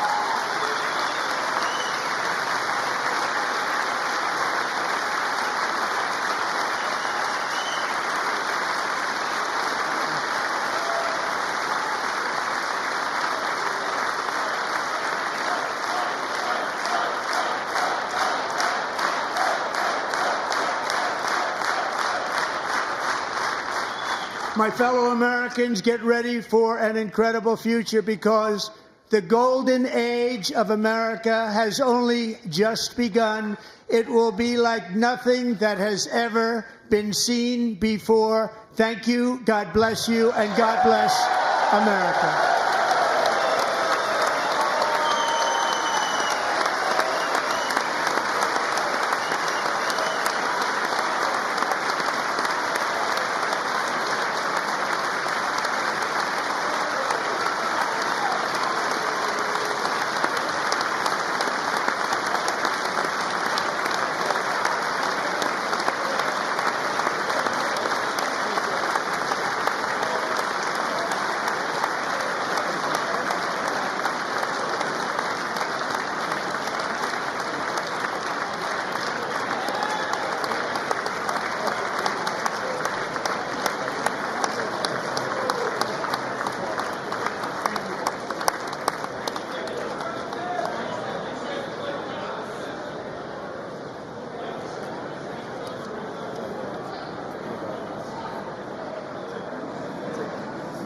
Thank you very much. Great job. Thank you. Great honor. Thank you. Thank you. Get this place going, all right? Thank you. It's a great honor. Thank you. Thank you, Mr. President. Thank you very much. Very much. Thank you very much. Appreciate it. Thank you. I see you teaching young people the world around. Well, I'm trying to. Great guy. Thank you. Best to your family. Thank you. Thank you. Thank you very much. Appreciate it. Thank you again. Thank you again. Won't forget. So good. Yeah, it's good. So good, sir. Thank you. Best. Terrific, Mr. Really good. It's really outstanding. Thanks. Thank you. Yes, sir. Thank you. Good job, Mr. President. Thanks. We got you. Great. One of your best speeches. Thanks again, Mr. President. Thank you, Mr. President. Thanks for the phone call last night, too. Absolutely. You know that. Thank you for your help. I'll do it. Just give me these videos. I'm not going to get it. Sorry. Thank you, everybody. Great speeches. Great speech. Thank you. Best speech ever. Yes. Good.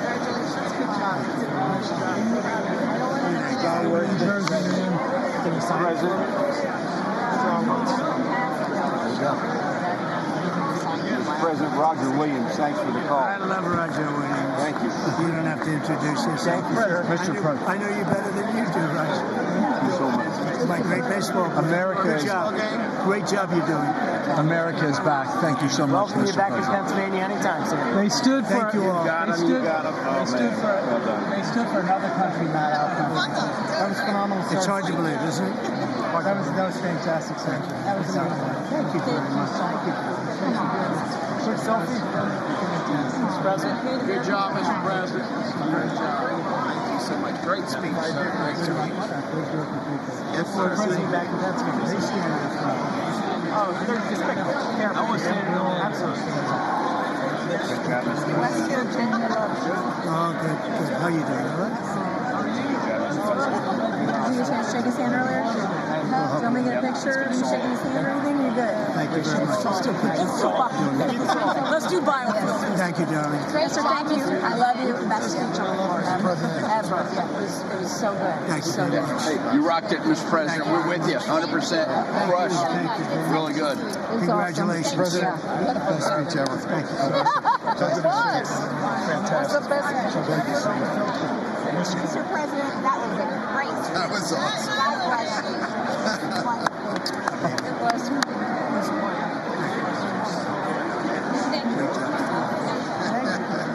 Great job. Let's go. Get down to that up. You get down. Good luck. Thank you. Thank you, everybody. Good job. Thank you for mentioning God needs to help us. Thank you, Mr. President. True. Mr. President. Thank you. Thank you. Great speech. Great speech. That was phenomenal. Thanks for taking my call. Good luck. Yeah. My man. Thank you for staying You really triggered those people. Yeah. Tremendous, Mr. President. Thank Somebody you. did. Thank you so much. Thanks for the beneficial ownership in this week. That was Oh, a good yeah. one. Thanks for mentioning farmers. Well, we love our farmers. Thank you, man. Thank you, Mr. President. You earned this night. Thank you very much. Appreciate it. We're tired. Thank you, man. Proud of you. Thank you, Mr. President. Thank you so much. Thank you. Great again, brother. Thank you. I did indeed. You better believe it. Very well I done, did a good sir. endorsement. President, home run. Thank you. Very Great job. You killed it. Mr. President. Thank you, everybody. You did great. Thank you. Good job. Thank you. Great to see you. Slam dunk. You're doing good. Thank you, sir. You did amazing, per usual. Thank you. I'll see you. Thank you. Yes, sir. Thank you. Hey, cheese. Thank you. Love you, Mr. President. Yes. Thank you, everybody. Look at this beautiful New congressman from Eastern Washington. We've never met. Oh, Michael that's Baumgartner. good. I was one of Mike Leach's best friends. Oh, He thinks very highly Mike of you. was, he was great. Tremendous. He was a great guy. Great What a speech. Great. Thank you. Thank you very much. Mr. President, you did a great job. Yeah, thank you very much. Home run, Mr. Yeah, President. my God. Home run. Home run. That was a good one. Mr. President, good to see you, sir. Good job. Thank you very much. Looking good. Look at him. I need to talk to you about some buildings, some public buildings. You let me know. I will. Thank you, sir. Mr. President.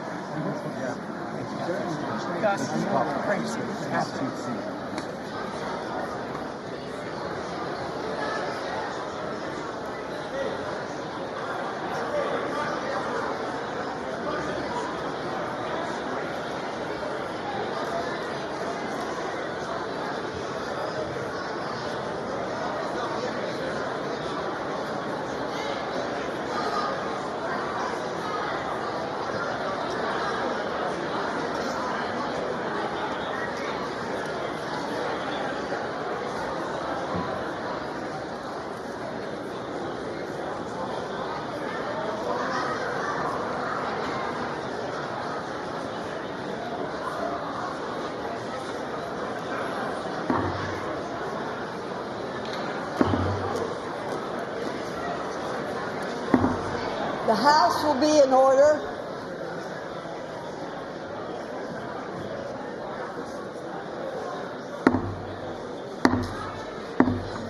The House will be in order. For what purpose does the gentleman from Louisiana seek recognition? Speaker, I move that the credential of the President be referred to the Committee of the Whole House on the State of the Union and ordered printed. Without objection.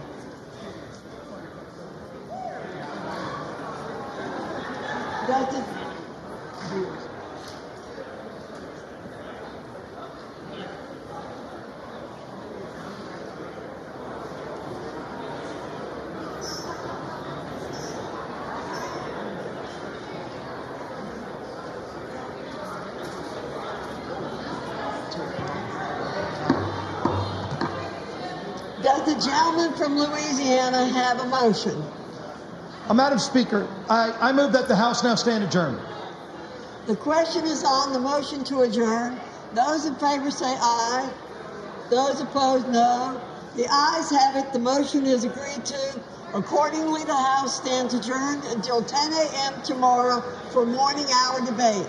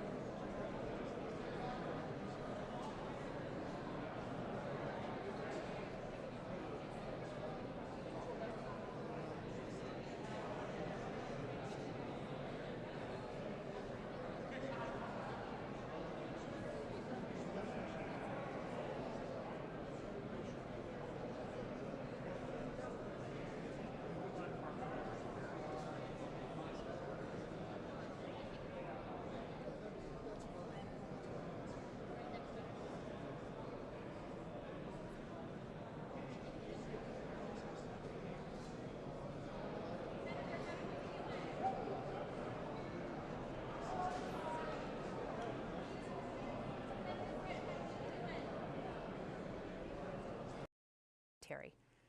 In between, I worked at the White House under President Bush and President Obama, two very different leaders who both believed that America is exceptional. You can find that same sense of patriotism here in Wyandotte, Michigan, where I'm speaking from tonight. It's a working-class town just south of Detroit. President Trump and I both won here in November. It might not seem like it, but plenty of places like this still exist across the United States.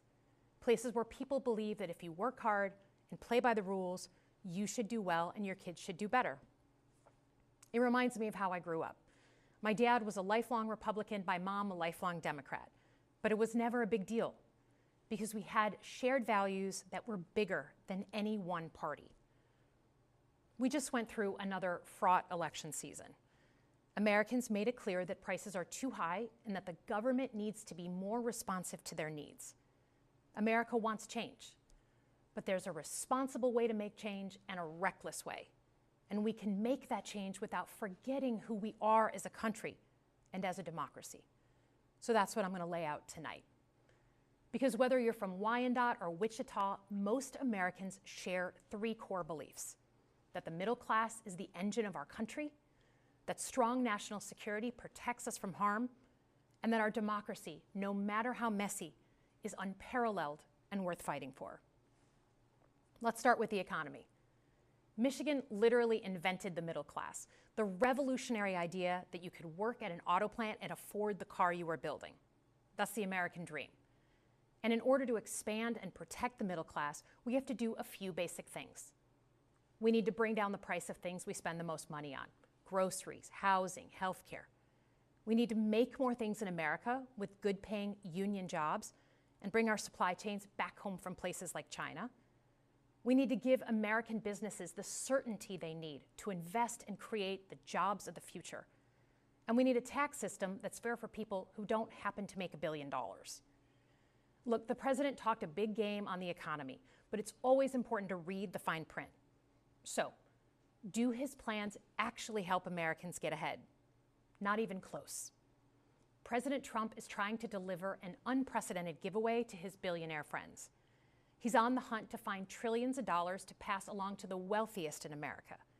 And to do that, he's going to make you pay in every part of your life. Grocery and home prices are going up, not down, and he hasn't laid out a credible plan to deal with either of those. His tariffs on allies like Canada will raise prices on energy, lumber, and cars, and start a trade war that will hurt manufacturing and farmers. Your premiums and prescriptions will cost more because the math on his proposals doesn't work without going after your health care. Meanwhile, for those keeping score, the national debt is going up, not down. And if he's not careful, he could walk us right into a recession. And one more thing. In order to pay for his plan, he could very well come after your retirement, the Social Security, Medicare, and VA benefits you worked your whole life to earn. The president claims he won't, but Elon Musk just called Social Security the biggest Ponzi scheme of all time. While we're on the subject of Elon Musk, is there anyone in America who is comfortable with him and his gang of 20-year-olds using their own computer servers to poke through your tax returns, your health information, and your bank accounts? No oversight, no protections against cyber attack, no guardrails on what they do with your private data. We need a more efficient government. You want to cut waste? I'll help you do it. But change doesn't need to be chaotic or make us less safe. The mindless firing of people who work to protect our nuclear weapons, keep our planes from crashing, and conduct the research that finds the cure for cancer, only to rehire them 2 days later, no CEO in America could do that without being summarily fired. Okay, so we've talked about economic security. How about national security? Let's start with the border. As someone who spent my whole career protecting our homeland, every country deserves to know who and what is coming across its border. Period. Democrats and Republicans should all be for that. But securing the border without actually fixing our broken immigration system is dealing with the symptom and not the disease. America is a nation of immigrants. We need a functional system keyed to the needs of our economy that allows vetted people to come and work here legally. So I look forward to the president's plan on that. Because here's the thing. Today's world is deeply interconnected. migration, cyber threats, AI, environmental destruction, terrorism. One nation cannot face these issues alone. We need friends in all corners, and our safety depends on it. President Trump loves to say peace through strength. That's actually a line he stole from Ronald Reagan. But let me tell you, after the spectacle that just took place in the Oval Office last week, Reagan must be rolling in his grave. We all want an end to the war in Ukraine, but Reagan understood that true strength required America to combine our military and economic might with moral clarity. And that scene in the Oval Office wasn't just a bad episode of reality TV. It summed up Trump's whole approach to the world. He believes in cozying up to dictators like Vladimir Putin and kicking our friends like the Canadians in the teeth. He sees American leadership as merely a series of real estate transactions. As a Cold War kid, I'm thankful it was Reagan and not Trump in office in the 1980s. Trump would have lost us the Cold War. Donald Trump's actions suggest that in his heart, he doesn't believe we're an exceptional nation. He clearly doesn't think we should lead the world. Look, America is not perfect, but I stand with the majority of Americans who believe we are still exceptional, unparalleled. And I would rather have American leadership over Chinese or Russian leadership any day of the week. Because for generations, America has offered something better. Our security and our prosperity, yes, but our democracy, our very system of government, has been the aspiration of the world. And right now, it's at risk. It's at risk when the president decides you can pick and choose what rules you want to follow, when he ignores court orders and the Constitution itself, or when elected leaders stand by and just let it happen. But it's also at risk when the president pits Americans against each other, when he demonizes those who are different and tells certain people they shouldn't be included. Because America is not just a patch of land between two oceans. We are more than that. Generations have fought and died to secure the fundamental rights that define us. Those rights and the fight for them make us who we are. We're a nation of strivers, risk takers, innovators, and we are never satisfied. That is America's superpower. And look, I've lived and worked in many countries. I've seen democracies flicker out. I've seen what life is like when a government is rigged.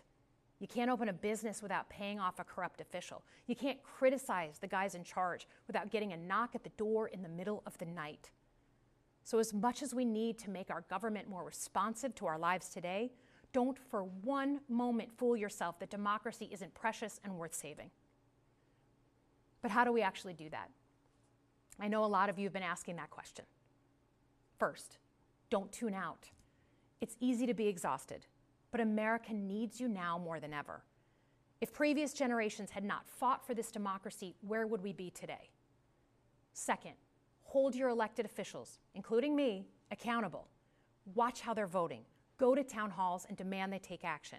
That's as American as apple pie. Third, organize. Pick just one issue you're passionate about and engage. And doom scrolling doesn't count. Join a group that cares about your issue and act. And if you can't find one, start one. Some of the most important movements in our history have come from the bottom up. In closing, we all know that our country is going through something right now. We're not sure what the next day is going to hold, let alone the next decade. But this isn't the first time we've experienced significant and tumultuous change as a country. I'm a student of history, and we've gone through periods of political instability before. And ultimately, we've chosen to keep changing this country for the better. But every single time, we've only gotten through those moments because of two things: engaged citizens and principled leaders. Engaged citizens who do a little bit more than they're used to doing to fight for the things that they care about, and principled leaders who are ready to receive the ball and do something about it. So thank you tonight for caring about your country. Just by watching, you qualify as engaged citizens. And I promise that I and my fellow Democrats will do everything in our power to be the principled leaders that you deserve. Good night, everyone.